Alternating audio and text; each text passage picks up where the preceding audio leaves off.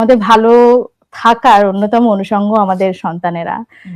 তো তাদের যখন পড়াশোনার বিষয়টা আসে, ভবিষ্যতের বিষয়টা আসে, পড়াশোনার বিষয়টা চলে আসে, তাদেরকে পড়াশোনার মনোযোগী করতে পারি আমরা কিভাবে? কারণ আমাদের আশেপাশে তো অনেক কিছু আছে যা প্রতিনিয়ত আমাদের মনোযোগকে বিচ্ছিন্ন করছে বা বিক্ষিপ্ত করছে। আমার সন্তানকে মনোযোগী করব কিভাবে পড়াশোনায়?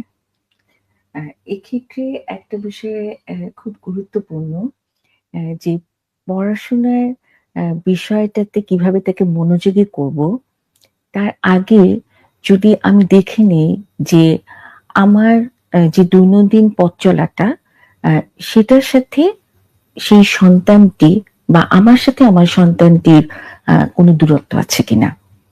এবং যখন বাবা-মার মধ্যে, সন্তানের সাথে বাবা-মার মধ্যে যখন দূরত্ব কম থাকে বা বাবা-মার মধ্যে সন্তানের যে সম্পর্কটা সেটা যখন খুব চমৎকার থাকে, তখন কিন্তু বাবা-মার জন্য সন্তানের সাথে বা যেকোনো কিছুই বাবা-মা যদি বলেন তখন সন্তানই সেটা গ্রহণ করতে সহজ হয়।